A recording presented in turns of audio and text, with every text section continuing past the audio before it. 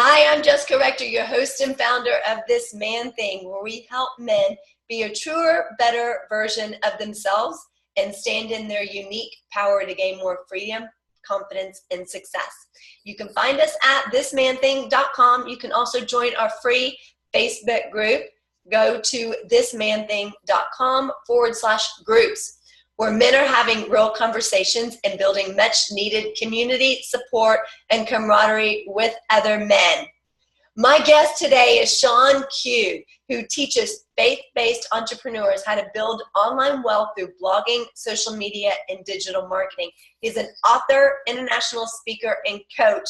Please help me give a big warm welcome to Shawn. Woo-hoo! Hey everyone. Here.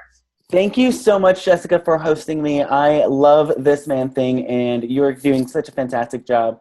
I'm so excited to be speaking to all of the men out there. You guys are fantastic, and I think today we are going to have such a fun time. Oh, thank you, Shawn. Wow, I love that. Woo! Can't get any better than starting it off like that. So tell me a little bit about, we're not really talking about entrepreneurship today, although that's exactly how I introduced you, because that is where you are now. And we'll talk about your journey into how, the transition of how you became such a success, but it didn't always start off that way, right? Tell us a little bit about you and your journey and how it started off. Absolutely. So right now I have a really successful online business. I've coached over 200 people in 2016 and have learned an incredible amount of insight, and I've discovered so much about men, about what they struggle with, about the real things that real men deal with, not just the things that people talk about over and over and over again, but some of the real specific, ultra specific struggles that people deal with. When I was 13, I gave my wrists its first scars. I cut myself. I was incredibly depressed, and that was because I had a childhood that was incredibly tragic. My father was abusive. My mom and my dad eventually got divorced. I thought I was a mistake. I thought I was the thing that made my parents get the divorce. I thought I was the person that caused my dad to be abusive. I was the failure in the family, and there was no way getting around it. There was a lot of shame in my life. I was really numb to who I was and who I wanted to become. I was never asking myself, what are the things that I want to accomplish in my life? I was asking myself, how can I get rid of my life? Because it's too much to bear, and it's too much. At 13, you were asking yourself this? At 13 years old, wow. Yeah. I was bullied incredibly in middle school, and not just, I'm a millennial, so I understand, everyone's bullied if you say a bad word around them. It was incredible bullying. I was thrown against walls and against fences. I was threatened. I was told, I better not see you after class. If I do, then you're going to regret it. And so there was a ton of bullying happening. And what happened was what my thoughts were began to translate into what their words were. Their words dictated what I thought about myself, how I defined myself, and everything they said, I believed. Yeah. If they weren't right, they were saying something I wasn't saying, so they had to be right. And right. So through that process of being bullying, through the process of having a very incredibly damaging and tragic childhood, I developed a lot of shame. And I interpreted it as guilt. Like I had done something wrong and that I was wrong. I'm not sure if, the people listening, guys, if you understand this, but there's a difference between shame and guilt. And the difference is guilt says and looks at the action that you do. So you do something and you say, wow, that was bad. You make a mistake, you challenge it against your vision, against your values, and you say that was bad. Shame, on the other hand, looks at your actions and your behaviors, and it defines who you are. Mm-hmm. It says, I am bad. I am a mistake. And that was the language that I was using. I'm a mistake. I'm bad. I should not be here. And so I began to that point, Shawn, I recently, I don't know if you know this, I recently wrote a book called Breaking the Silence, Taking the Shh Out of Shame. And so it's all about shame. And one of the things that I've also found with being an expert in shame is that guilt tends to be very short term. If these are lasting any amount of time, so weeks, months, years, it's usually shame, but people oftentimes use guilt. Like when they're talking about it, I feel guilty about fill in the blank, right? They use that term because it doesn't feel as icky or as yucky as the word shame, because there's so much Like I say, it's shameful to talk about shame. Like it's shameful to even mention that word. And so people will use the word guilt instead. And there's a big difference, right? There's a huge difference. And I think the difference with my story was my guilt and my shame didn't stem from an action I had. It was from existing. It was from me being born. I thought I was a mistake from birth. And so there was nothing I could do to fix it except to end it. And so I began to cut myself because I was really depressed. I was incredibly numb from all of the bullying, from the tragedy with my father and my mom. I wanted to make sure that if I was alive, I would feel something. And so I began to cut myself. Why did you think that you were a mistake? What led you to think that? So there were a ton of people who called me a mistake. I was told, literally, you're a mistake. I was told that you're a bad person, that you shouldn't be here, get out of here. There were several times in my life where I was put in a position where I had to, do things that I didn't want to do. I was abused. I was hurt. And so looking at the world and seeing the world from that perspective with the lens of tragedy and of abuse, and looking at everybody else smiling and seeing everybody else having such a good time when they were at a birthday party or having so many friends to hang out with that loved them. That was what life should have been, and that wasn't what my life looked like. So it had to be a mistake. It was wrong. It was created poorly. And so growing up, kind of going into high school and even graduation, I really had to make the decision to either settle for the life that I had lived, settle for the words that people had spoken over me, settle for the lifestyle that I was living, or to change it. And that was the decision I had to make. Somebody told me, asked me a question, and it revolutionized the way I thought of myself. And it wasn't, who do you want to, what do you want to do? But it was, who do you want to be? Ooh. In 5 years, what kind of person do you want to be? What kind of personality do you want to have? What kind of traits do you want to develop? What kind of skills do you want to grow in your life? And I had to make a decision. And it was this very basic paper. It simply said, who do you want to be in 5 years? And I had never asked myself that. I felt stuck with where I was. And for someone to say that I can change that, it was revolutionary to me. It was like, whoa, I have the power of choice. And when you're depressed, when you're lonely, when you're completely numb from all of the abuse that you've been feeling, you don't think in terms of action. You think of terms of emotion. And so I was stuck in the emotional levels of who I was, and not the ability to create action, to do something, to take action, and to change it. And so, wait, Shawn, that's very powerful. Can you explain that a little bit more, that you don't think in terms of action, you think in terms of emotion? Yeah. So when I was depressed, when I was sitting in class, everybody laughing, and I just wanted to end it. When I was wearing all black and, the goth kid in school, the emo kid in school, I never thought, I was incredibly reactionary. I was very impulsive. Somebody would say something to me and I would think, who are you to tell me that? I was very angry. I was very emotionally unbalanced, and that dictated and defined what I did, how I reacted, who I spoke to, how I spoke to them. And I didn't really feel like I had control over how I did anything. It was simply kind of an impulsive reaction. And that was obviously bubbling from all of the stuff that happened in my past. So was wearing goth, was that your way of hiding? That was my way of trying not to hide. Because I knew I wouldn't be like everyone else. And so essentially it was me wanting attention. It was me wanting someone to say, hey, are you okay? Because nobody was. Even though I was showing all of the signs, even though I was cutting myself, even though I was openly, I remember being in sixth period, right, English class, and I would have a razor and I was cutting myself in class, and the person sitting next to me, a student, looked at me and said, what are you doing? And I said, oh, I'm cutting myself. He's like, oh, okay. And then class continued going on. And so it was my way of saying, hey, I need somebody's help, but I don't want to say that. I don't know how to say it. I don't know if I can get help. Wow. Yeah. And So he just said, okay. And class went on.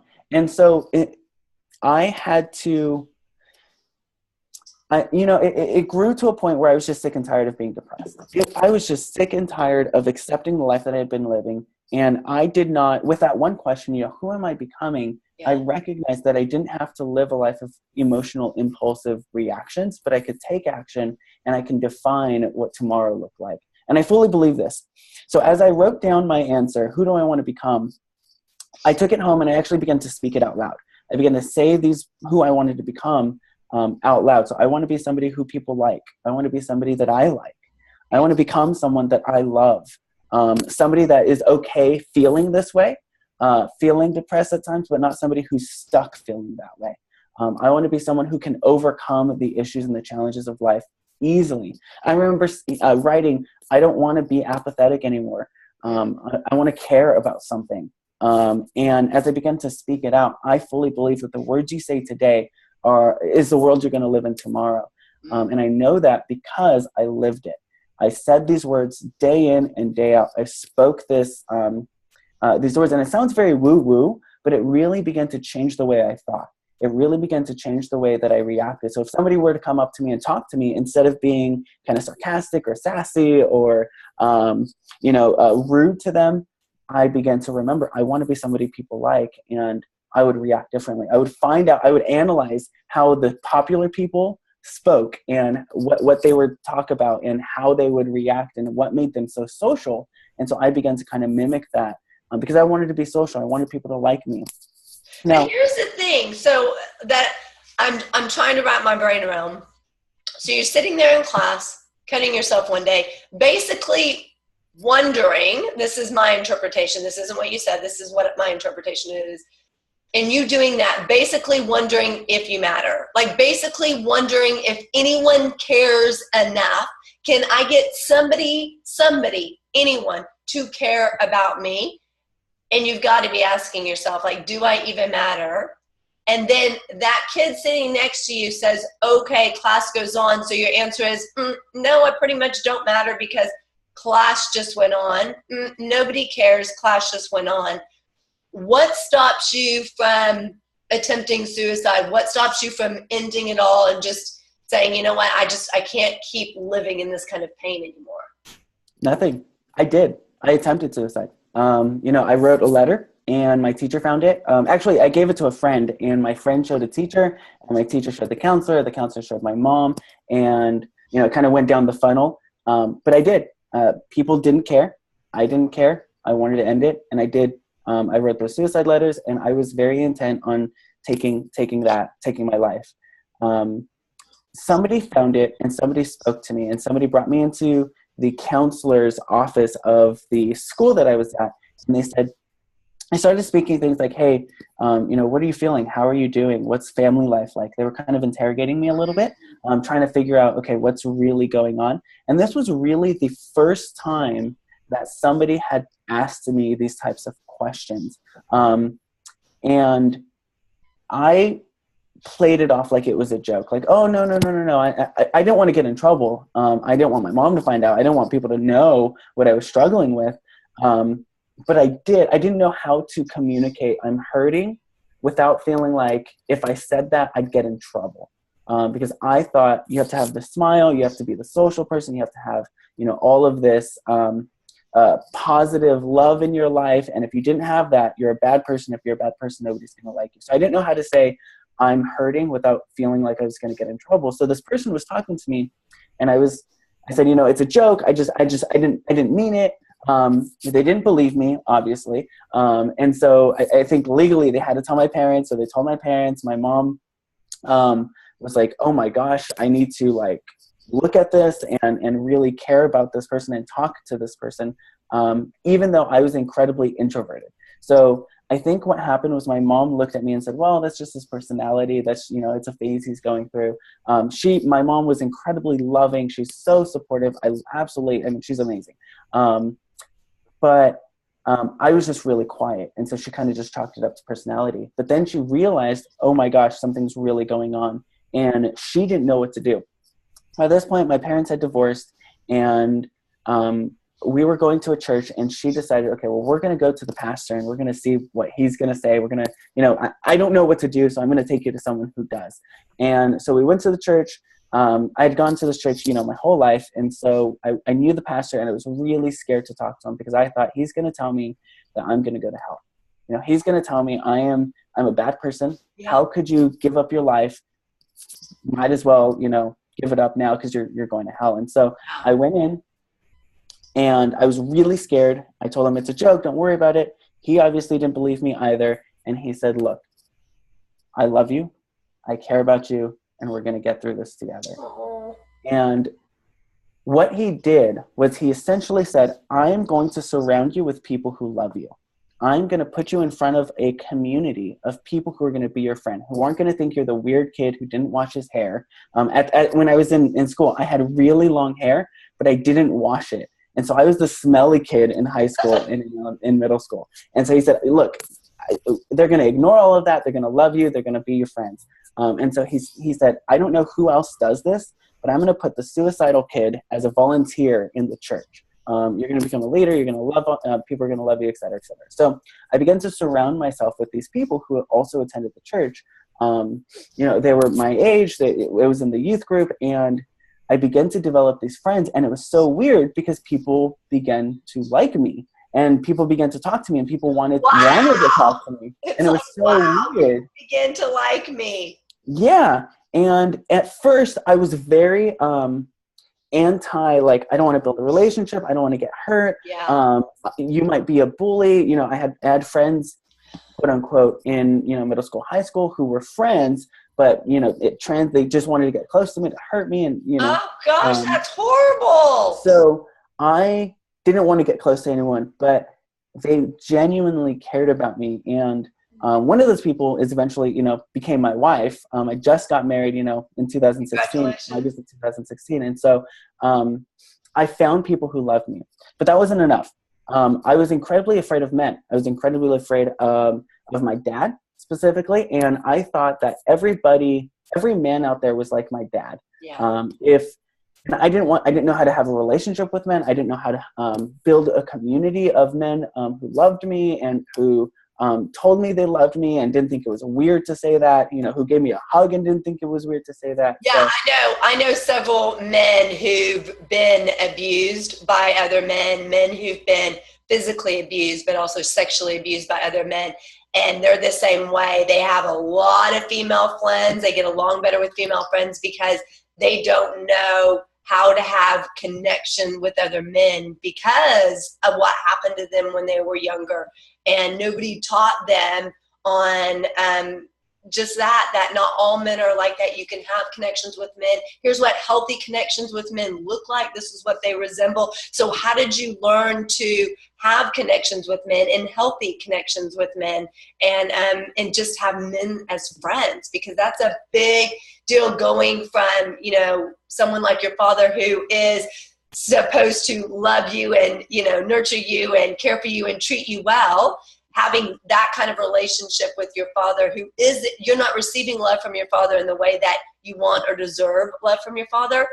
How do you go from that to then starting to have connections with men and trusting that men are well-intended, right? Trusting, especially because not only that, Shawn, from your father, but then you had friends growing up that were your quote-unquote friends, but ended up just being your friends to get close to you, to bully you. So how do you, because then you see this pattern of, okay, so then you'd be even more standoffish to men. So how do you take all of that and then decide to turn it around and start trusting that men are in it for the right reasons and that your heart and your emotions are sacred with them and that you can trust that they're going to really care for you and their intentions are pure as friends?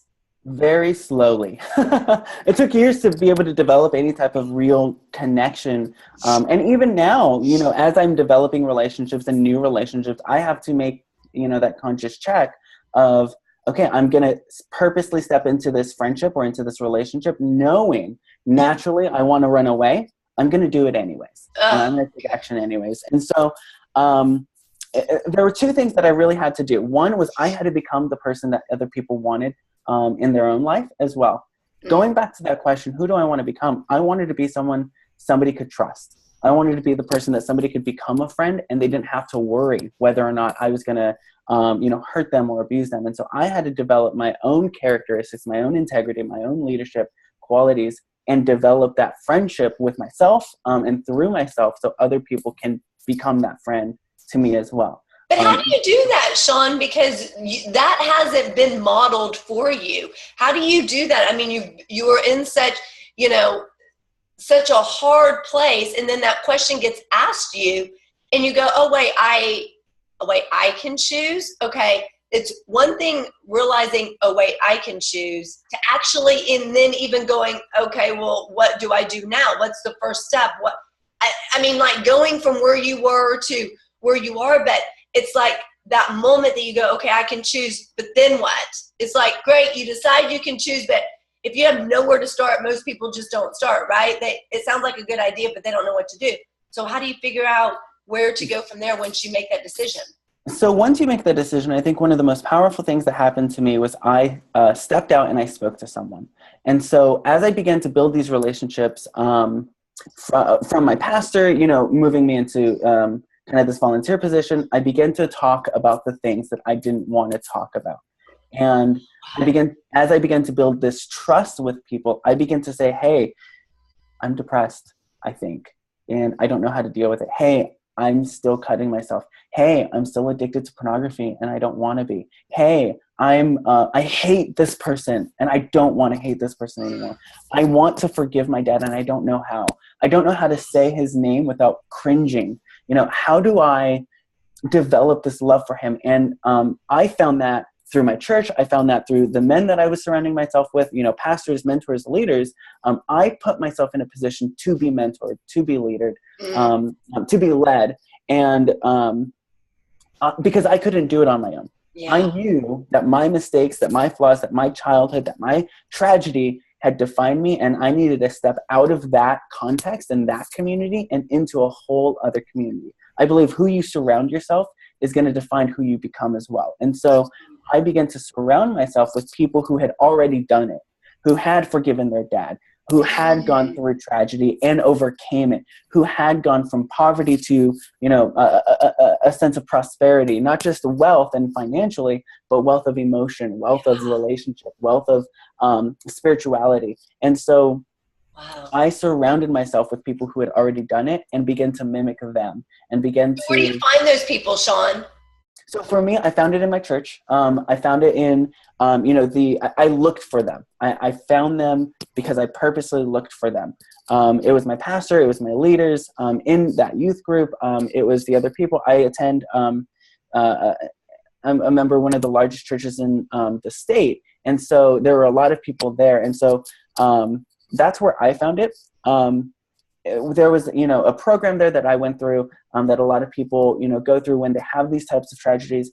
I went to where the love was. And I found that love there, not just with people. Me personally, I found it with God. I found it within myself. And I found myself speaking the language of that church, which is we're going to love people to life, which is we're here to see people saved from their own personal hells. We're here to get people to their own personal promised lands. We're here to take people from darkness to light. We're here to fight for people's souls and for their lives and for the tragedies that have defined them for this long. We're not going to settle for that, and we're going to go out and we're going to take the battle from defense to offense. And so you said going to where the love is, but what about those guys out there who question if they're worthy of love? Because in some way, in order for you to go where love is, you have to recognize that you're worthy of being loved. What if there's guys who question if they're worthy of being loved? Where do you go? What do you say to those guys? So there's, I hear a lot of insecurity with that. And even with coaching men, I hear a lot of, I'm not good enough. I can't do it. And I am reminded that confidence is a result, not a requirement. You know, understanding that worth, if you think you're not worthy, go do it anyways. Doesn't matter. You know, go find love anyways, because you are worthy. I can tell you that all day, every day, but that's not going to change your own perspective. You have to go around people, and as you begin to experience it, as you begin to live it, as you begin to speak it and give love to other people, and not just love, you know, love isn't just like all this warm, fuzzy feelings, but love is men telling me, hey, you need to stop this. Hey, this is damaging to your life and you're going down the wrong path. Hey, this is destructive. People who could point out what was wrong with me in a very loving way and point me to the right way. Yes. And so as you experience it, confidence is a result, not a requirement of action. So go take action. Go find that love where people are going to support you. People are going to love you. I definitely encourage you, you know, find a church that's going to do that for you. Find people who are going to look at you and say, you can do better and I'm going to help you get there.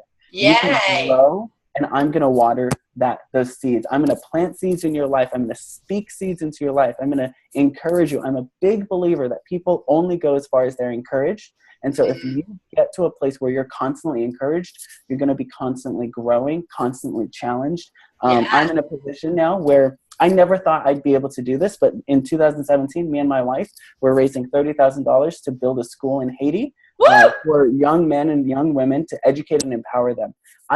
That came from a challenge from one of the men that I developed a relationship with that said, you could be doing more and you're settling. So grow don't just grow your wealth, grow your impact, grow your income as well as your impact. And so that wouldn't have happened unless I surrounded myself with people who were encouraging me, who were challenging me, who were pointing out what was wrong and helping me fix it and pointing at what's right. The difference. Shawn, tell us that was like such a powerful statement. You kind of like glossed over what you said about confidence. It was so tweetable. And I'm like, oh, he's got to say that again. It was powerful. What'd you say about confidence again? So confidence isn't a result. Confidence isn't a requirement. It's a result. As you take action, as you do it, you'll gain confidence. Confidence is not a requirement. It's a result. I love that. Yes. And I say the same thing. Confidence doesn't come from you sitting doing the same thing that you've always done. It comes from you doing something new, you stretching yourself, you leaping. That's when you get confidence, right? And then it builds and builds and builds. If you have confidence before you've taken action, usually people call that arrogance. Right? Woo! You're so haughty, like I could do this, and you haven't even done it. So go do it. I love that. I love that. That's great quotable. If you're insecure, who cares? Do it anyways. I love it. You know, if people say you can't do it, 2 words, says who? 20 years from now, everything can change for you or nothing can change. It's all going to be determined on 4 words. It's up to you. Whether you take different action, you seek different results, you build different relationships than the ones you've built before, or you stay where you're at. You stay stuck. You stay alone. You don't build those relationships. You're going to get the same results. Yes. It's up to you. You can make that choice. You have the power of choice in deciding who you build a relationship with, who you surround yourself with, what type of actions you take, how you develop yourself, and the type of emotions, unless it's medically induced, you can choose whether or not you're happy, right? Happiness is based off of what's happening. And so if something else is happening and you're not just stuck sitting, eating donuts, watching Netflix over and over and over and over, if you do something different is going to happen. And so you're going to develop these new emotions. You're going to get used to them. And so one thing that I like to do with my clients is I tell them they're in charge of their confidence. They're in charge of how they feel. Yes. So if they want to, I tell them, and it sounds weird, it sounds funny, but I say, stand up, get into that iconic Superman position, with your hands on your hips, and look up, put your shoulders back, put your head high, and say, I am the best of the best, and I will do the best work today. And what's going to happen is emotionally, you're going to feel it. Now, if you don't feel it, then do it again and do it again and jump up and down. I mean, I remember having to dance around because I was feeling so depressed. And if I had stayed sitting, laying down in my bed with the covers over, I had to put music on that was happy. And I had to dance around and go crazy and be silly, even though that's not the man thing to do. And because I wanted to choose a different result. I wanted a different emotion. I wanted my physiological, biological, neurological results to be different. And so I had to change that, and I had to choose to do something different. You are so infectious. I could keep talking to you all day, Shawn. I love it. I love it. So tell us one thing that if the men are feeling depressed, if they're feeling suicidal, if they're in that stuck thing, what's one thing that they can do today to help them get out of it or overcome it or deal with it so they can move towards really what they're needing and meant to be doing? Reach out. Number one thing is reach out. Talk to someone. It's going to be uncomfortable. You're not going to want to talk about it. One of the questions I ask onboarding clients when I coach them is, tell me the things you don't want to tell me. Let's talk about the things you don't want to talk about. Because if we can't go deep and we can't talk about that stuff, we're not going to find any type of success with your business. We're not going to do any. You're going to be stuck where you're at because you don't want to talk about the things you don't want to talk about, right? So talk about the things you don't want to talk about. Reach out. If there's something happening in your life, if there's an addiction, if there's a habit, and you want to change it, you're not going to change it alone. You're going to have to find someone to help you, keep you accountable, develop that relationship where they can speak truth to you and you accept it. And it's not, you're not offended by it, but you accept it and you, okay, recognize this. I need to change it. Thank you for pointing that out. Build a relationship. Reach out to someone you can trust. Reach out to me. Feel free to email me and I will totally be there for you. I'll give you free, what I do is I offer every single person free 2-hour coaching sessions. Wow. Nobody else does that. Nobody. Everyone does 15-minute teaser sessions, discovery sessions. I don't care about teasing you. I don't want to discover whether or not I can work with you. I want to work with you. I want to help you and I want to serve you. And so in those 2 hours, what we'll do is we'll dig deep. I will challenge you and you will grow. That is my result. The result after our 2 hours is one of two things. One, you will cry. Most people cry because they're talking about the things they haven't talked about in years. Yes. And then two, you'll say, I can't believe I've waited this long. I can't believe I didn't talk about this, because there's so much freedom when you're not alone anymore. Yes. So reach out and build a relationship. Number one thing that happened for me that helped me get the results that I get. Awesome. So how can they reach out to you? Where can they find you? So you can go to ShawnQuintero.com, Shawn, SHAWN, Quintero, QUINTERO.com/TMT for this man thing.